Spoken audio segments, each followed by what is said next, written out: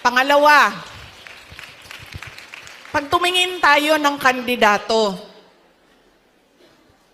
tingnan natin kung ano yung promises na ginawa niya o sinabi niya noon. Tapos, tingnan natin, binigay ba niya yung kanyang promise? Saan? Unsa sa Tagalog ng promise? Pangako sa'yo. Ako sa'yo, ipaglalaban ko. Binigay ba niya ang pangako niya sa'yo? O iniwanan ka lang niya sa ere? Iniwan mo na ako sa ere, bigla na lang na nangyari.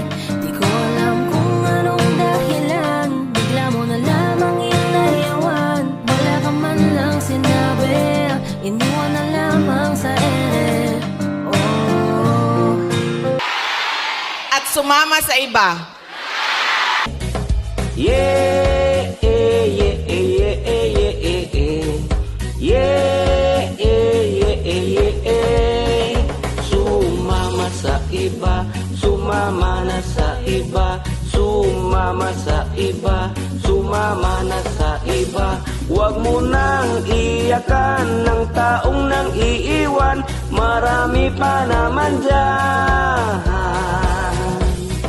Yeah, yeah, yeah, yeah, yeah, yeah, yeah.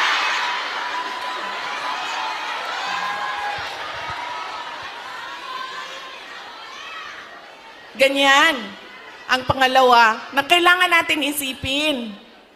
Itong kandidato na ito, paulit-ulit ko na to binoto Ano ba sinabi nito noon?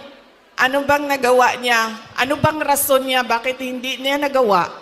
At ano yung mga totoong nakikita ko na nagawa na?